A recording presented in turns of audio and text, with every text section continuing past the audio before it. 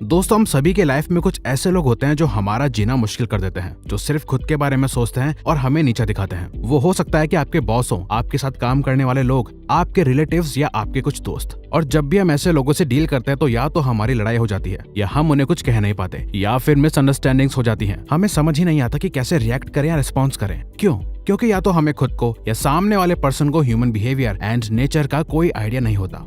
लेकिन काफी इंटेलेक्चुअल्स और साइकोलॉजिस्ट्स सजेस्ट करते हैं कि अगर हम ह्यूमन बिहेवियर एंड नेचर को समझ जाते हैं तो हम एक बेहतर जिंदगी जी पाते हैं, अच्छे रिलेशंस डेवलप कर पाते हैं और किसी भी सिचुएशन को कैसे हैंडल करना है ये हम बखूबी जानते हैं। तो इसलिए दोस्तों, आज हम आपके साथ रॉबर्ट ग्रीन की book the laws of human nature से 12 ऐसे लॉज शेयर करेंगे जिनसे आप लोगों और ह्यूमन नेचर को अच्छे से समझ पाओगे और उनसे अच्छे से डील कर पाओगे। तो आइए जानते हैं।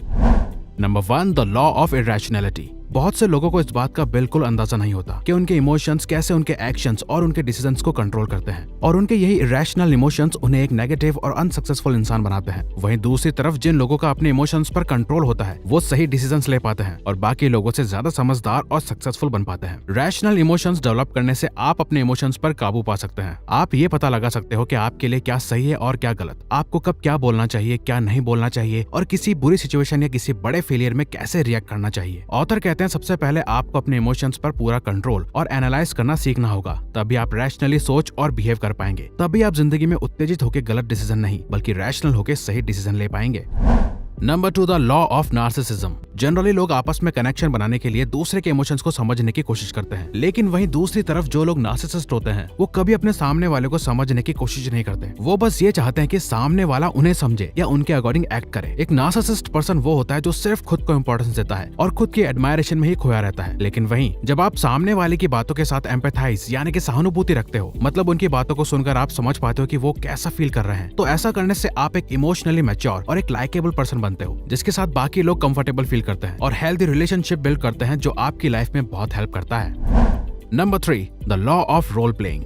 ज्यादातर लोग जैसा असल में फील कर रहे होते हैं वो कभी अपने एक्शन से वैसा नहीं शो करते। वो एक मास्क पहन के रखते हैं जिसमें उनकी असलियत छुपी रहती है और वो अपनी वही साइड दिखा रहे होते हैं जिसमें वो ज्यादा अच्छे लगते हैं। अपने आप को ज्यादा कॉन्फिडेंट, हम्बल और काइंड दिखाते हैं, जबकि अंदर से वो ऐसे होते नहीं। लेकिन लोगों के साथ रियल कनेक्शंस बनाने के लिए हमें इस मास्क के अंदर के इंसान को जानना चाहिए। इससे हम सामने वाले के बारे में भी कई सारी बातें समझ सकते हैं जो वो डायरेक्टली बोलकर नहीं कर रहे होते, लेकिन अपनी बॉडी से हिंट्स दे रहे होते हैं। जिसे समझने के लिए हमें लोगों की बॉडी लैंग्वेज नोटिस करनी चाहिए, उनके फेशियल एक्सप्रेशंस, उनके आवाज में चेंज, उनके hand gestures etcetera.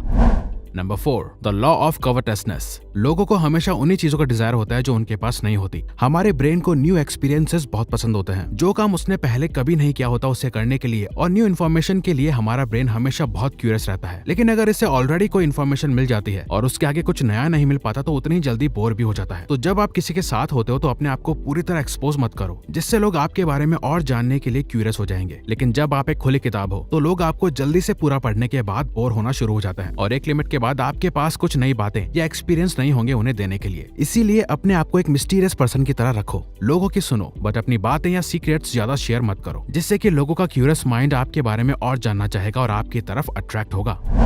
Number 5, the law of short sightedness. ज्यादातर लोग अपनी आंखों से देखी हुई और अपने कानों से सुनी हुई बातों पर बहुत आसानी से भरोसा कर लेते हैं और प्रेजेंट मोमेंट में बहुत ज्यादा ओवर रिएक्ट करने लगते हैं बिना ये सोचे कि इसका असर उनके फ्यूचर पर पड़ सकता है। आपको उन लोगों से दूर रहना चाहिए जो अपने एक्शंस के लॉन्ग टर्म रिजल्ट्स के बारे में नहीं सोचते, जो हमेशा रिएक्टिव मोड में रहते हैं। ऐसे लोग आपकी सारी एनर्जी खत्म कर देते हैं और आपको अपने लॉन्ग टर्म विजन से भटका देते हैं। इसीलिए जब भी आप खुद को किसी प्रॉब्लम में पाएं तो सबसे पहले उस प्रॉब्लम से खुद को थोड़ा दूर कर ले और फिर उस प्रॉब्लम के बारे में सभी पर्सपेक्टिव से अच्छे से सोचें। किसी की भी बातों को एकदम से एक्सेप्ट या रिजेक्ट ना करें बल्कि पेशेंस रखें और प्रॉब्लम की रूट में जाकर सोल्यूशन निकालें।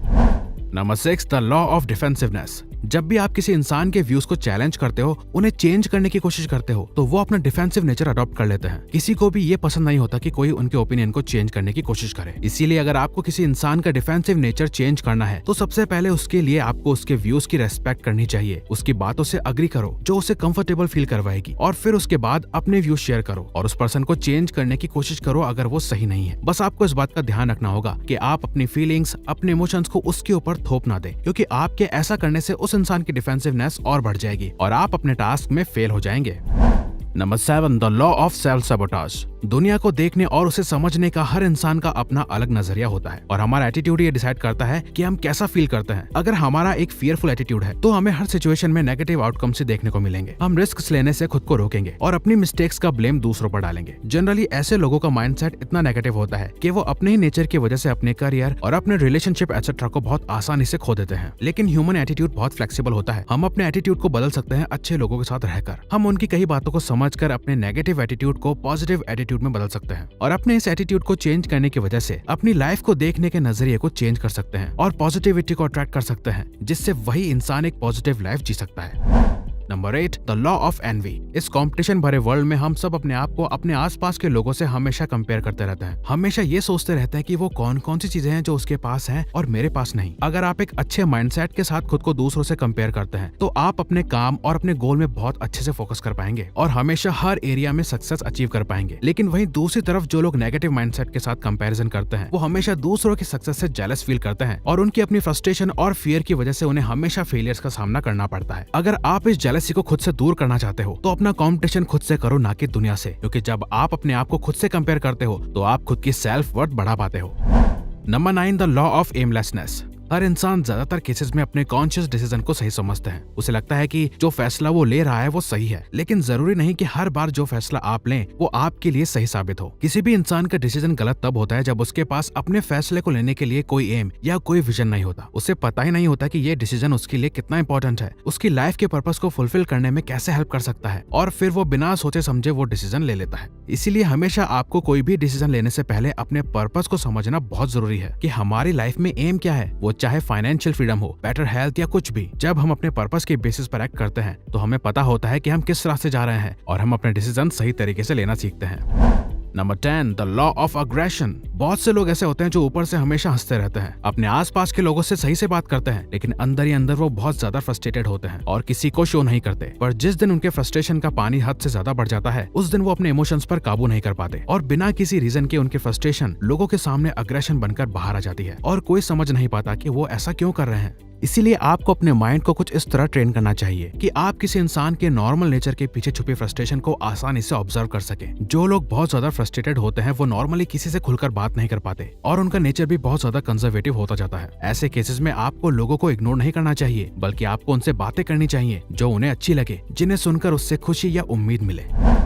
Number 11, the law of gender rigidity. हम सभी में मैस्कुलिन और फेमिनिन क्वालिटीज होती हैं। कुछ क्वालिटीज तो जेनेटिक होती हैं, बट मेनली हमारी अपब्रिंगिंग से फॉर्म होती हैं, जो हमारे नेचुरल कैरेक्टर का पार्ट बनती हैं। बट लोग इन क्वालिटीज को छुपाते हैं। जैसे आदमी अपनी सॉफ्ट साइड को हाइड करके रखते हैं, अपने आप को एक टफ और हार्ड नेचर का शो करते हैं, अपने इमोशंस को हाइड करते हैं। वही विमेन अपने आप को हमेशा सॉफ्ट नेचर का रखती है। अपने लिए स्टैंड लेना उन्हें अनकंफर्टेबल लगता है, वो अपनी टफनेस को हाइड करती है। ऐसा सब केसेस में नहीं होता, लेकिन मोस्टली केसेस में होता है। और ऑथर मेल और फीमेल के मोस्ट कॉमन बिहेवियर को सालों स्टडी करने के बाद ही कह रहे हैं। तो आपको भी दूसरों की मैस्कुलिन और फेमिनिन दोनों क्वालिटीज को देखना चाहिए और उनके इस कैरेक्टर के साथ कनेक्ट करना चाहिए, जिससे वो आपके साथ कंफर्टेबल फील करेंगे।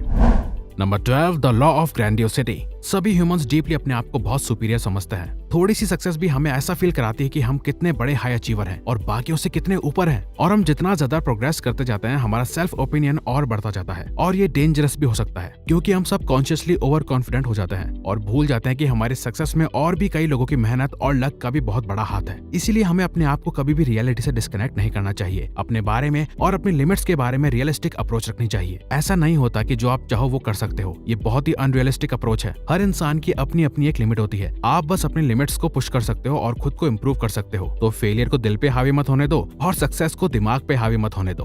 तो अगर आपको ये वीडियो अच्छी लगी तो वीडियो को लाइक और सब्सक्राइब बटन पे क्लिक करके इस चैनल को ग्रो करने में सपोर्ट करो और बेल नोटिफिकेशन ऑन कर लीजिए ताकि आप आने वाली वीडियोस मिस ना कर पाओ। और साथ ही अगर आप चाहते हो कि हम किसी और टॉपिक या प्रॉब्लम पे वीडियो बनाएं तो प्लीज हमें कमेंट बॉक्स में बताइए। हम उस पे वीडियो बनाने की पूरी कोशिश करेंगे, क्योंकि हम यहाँ आपकी हेल्प करना चाहते हैं। Thank you for watching.